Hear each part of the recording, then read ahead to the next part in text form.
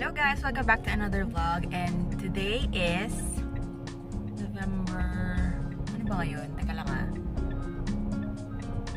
November 4, and andito kami ni John sa Intramuros kasi meron silang visitors from Canada, and yun, first time nila sa Manila, kaya yun, tinor namin. Andito kami ngayon sa San Agustin Church, at andito na ako sa car kasi walang parking slot, and yun, kung walang tao dito sa loob ng sasakyan, baka matulog. Kaya yun.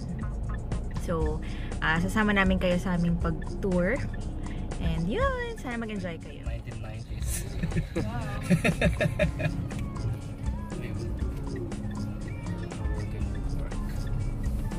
Manila Cathedral na ba yan? Hindi. Hindi. San Agustin. Saan ang Manila Cathedral?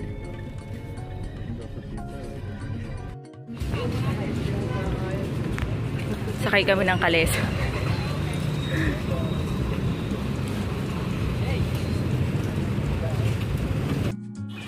Sakay na kami ng kalesa. First time mo ba to, babe? Kainan ng balot dito.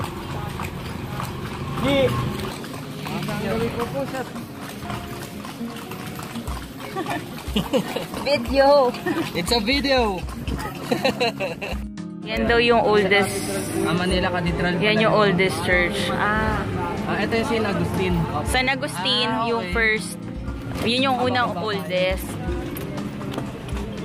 Manila Cathedral pala yung kanina eh. Sige, baba na kayo. Dito lang ako. Ay, tourist guide namin. Our tour guide. Only been here once.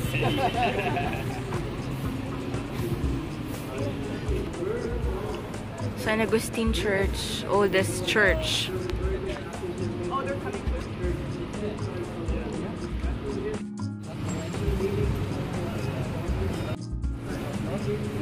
So we don't American farming is something. So that's why we can survive during the war.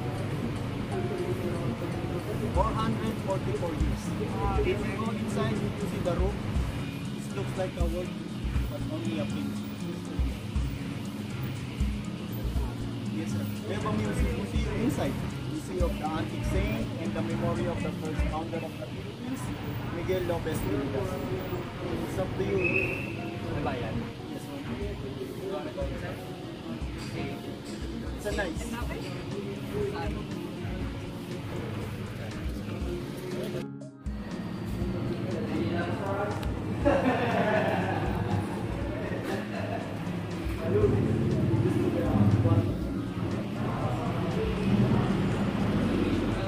Well.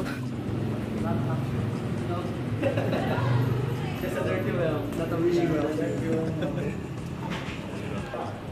Taray ni Kuya, perfect. No, I got malaria effect. This is a Barbara's restaurant, the popular. You have a coffee shop? Damas? The white next to them. And this is a museum, sir. If you go inside, you see all the Spanish things. 75 by 1 person. Yeah, but you can go ticket too. So nice, sir.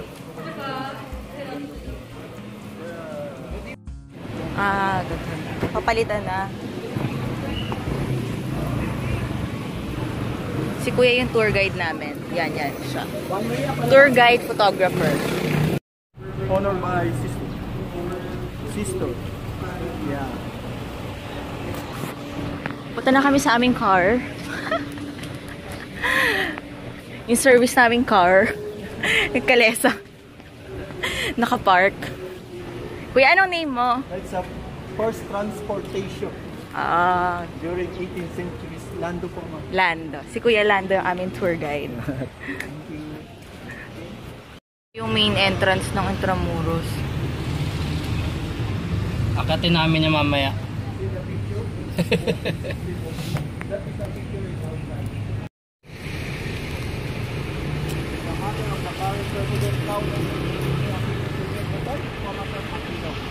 The first woman for the president.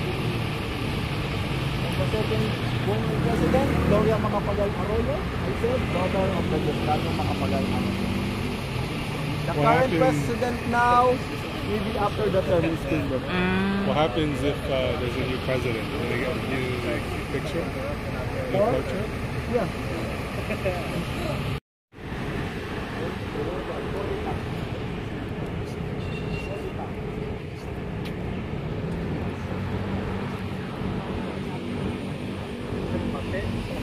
Kamusta naman ang pagtutour?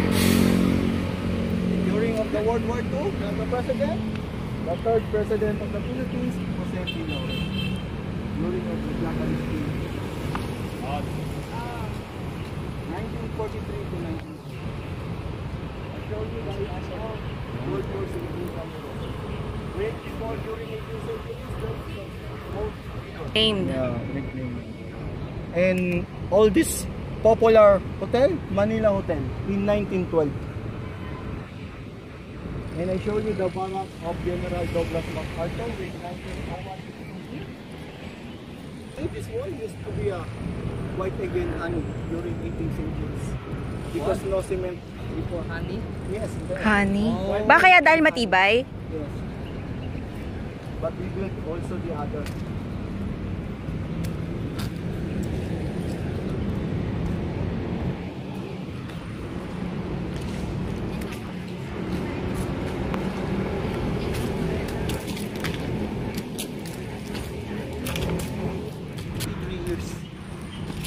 Next, the Japanese in 3 years. When the Japanese came here, this is a torture chamber of the Japanese. Oh. You see the pose, many pose. Philippine people and American soldiers stand up like this, then shoot the gun. So that's why many execution. yeah, firing squad. So that's why the fear of the civilian in Japanese 100,000. Kuya, maraming multo dito. Sometimes. A lot of ghosts. 100,000. You see the memory Filipinos were killed by Japanese, right? in 3 years, yeah. In 3 years time, 100,000. Yeah, 100,000 people. Nakita po niyo yung memorya dun sa kanina. Hindi niyo po yung nabasa kung nabasa tayo. Then after the battle, when the General Douglas in 1901 came here, that is the barracks. Oh, okay. Okay pa yan. Yes, this is an office. Until now, sir, very close. Then, Ah? then this Philippines Constabulary Barracks. Renamed Philippine Military Academy. Torture chamber. Torture yung mga Pilipino. Ayaw pa ba? Venue lang naman ata yan eh. Diba? Wedding venue. Oh, wedding venue.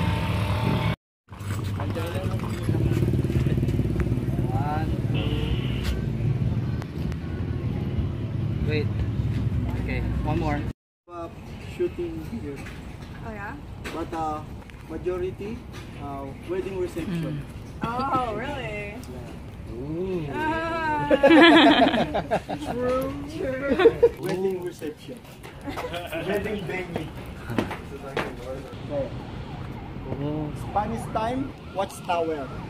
When the Japanese came here in 3 years, used to be a prison cell. Oh.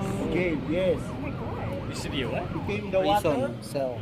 then the prison is up, then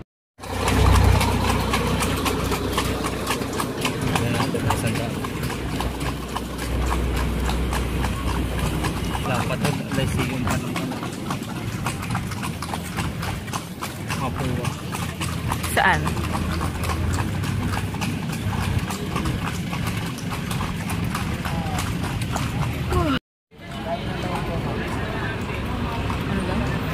Chinatown? Dati. So entrance yung loob yung Chinatown, gano'n? Ayun, dadiretso tayo. Ang daming estudyante. Yan ang pag-iwag. Ha? Ano, babe? Ito kami ng engineers. Oy, ayan na yung logo nyo, babe. Yung school ni John, oh, Letran. Ilang years ka dyan, babe, nag-aral? Buong high school, saka 3 years ng college. Nice. Nagmo-moment siya, naalala niya yung mga high school days niya. Ayan. School nila. San Juan. Colegio de San Juan de Letran. Sige, sure. Diyan ka sa likod. Baka mahulog ka ha. Sumakay nga. Oh, okay lang yan. Libre na nga. Reklamo ka pa. Ang kulit nila. Koy, bumaba na, oy. Baba daw, baba. Eh, sumakay lahat sila. Baka tumawag kami. Ako din, nagtutulak lang ako. Ito babe, Letran din to. Oo, Letran. Ito gym namin. Laki. Sigaw ka na, sabihin mo congrats. Nanalo. Ano yung NCAA? Letran. Ang dorm. Ito, dorm na to, ito. Ano? Champion na!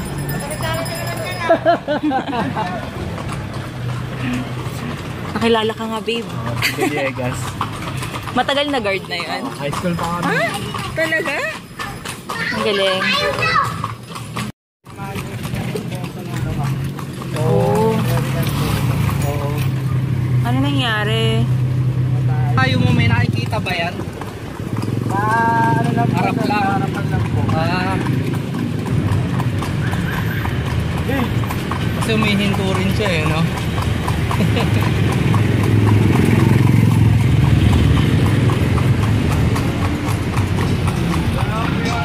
American Hospital dati. Ito. Ngayon, yan na lang. Oo.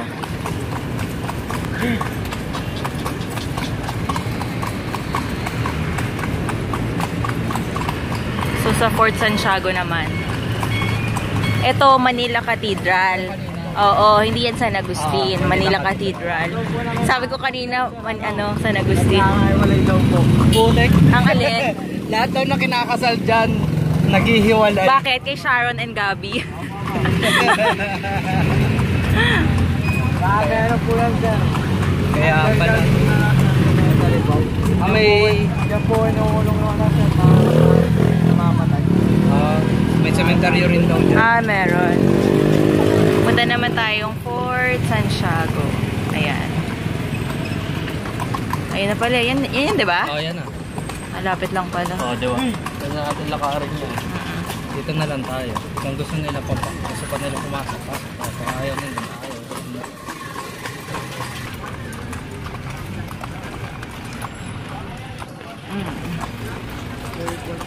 We're here! Fort Santiago.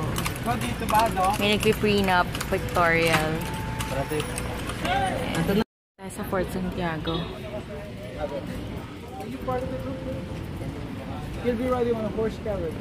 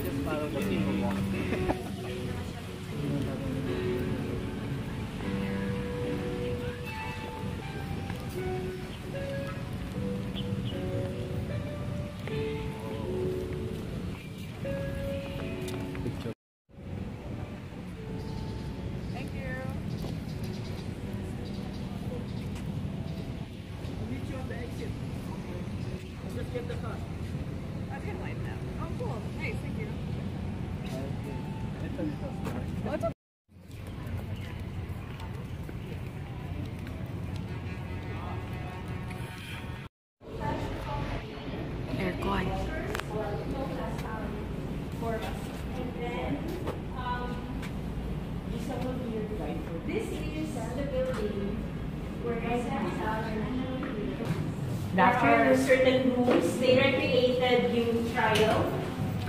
And then there's a room which they dedicated actual execution. So there are actual photographs of his execution.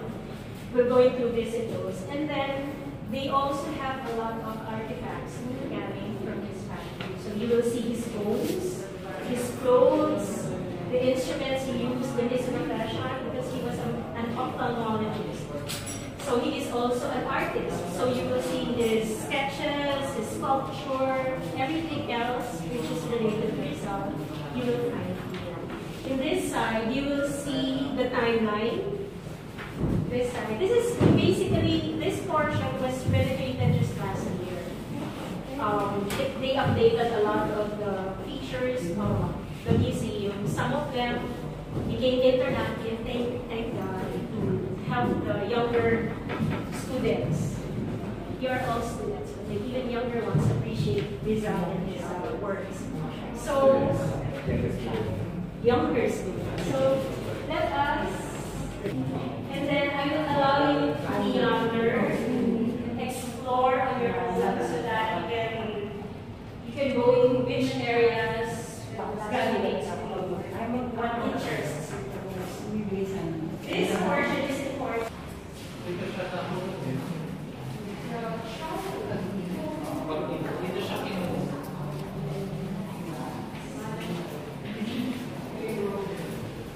Ano? Philip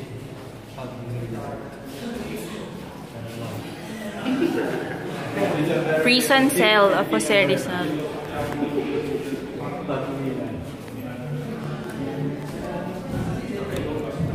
Ano English ng pagmilay? Ito siya. Ayun siya.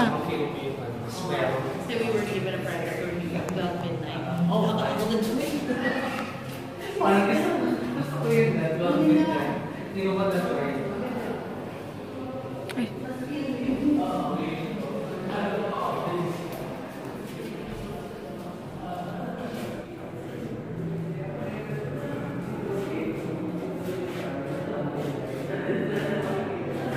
Father of Rizal. Ferdinand Blumentritt. Ferdinand din pala si Blumentritt.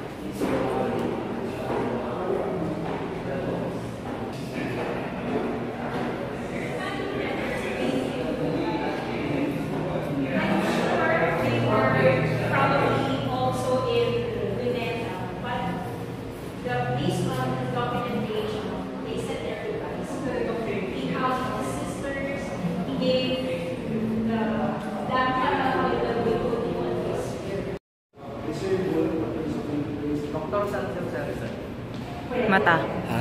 Mata.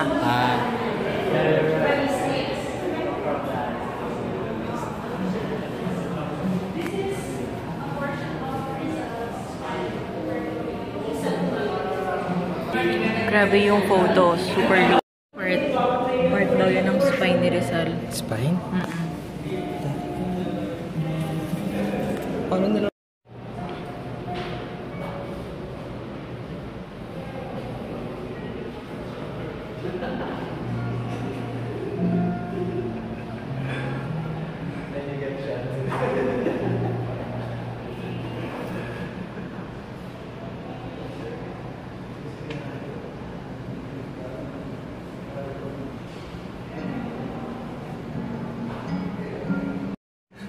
Di ba parang lalagyan ng sombrero yan? Ayan. It's a...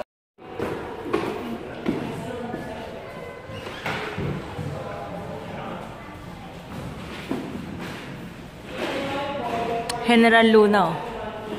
Si General Luna. Sino to? Si Sisa. Ching. Gulo-gulo yung hair eh. Mga katiponero. Ah, si Josephine Bracken pala yun. Akala ko si Sisa.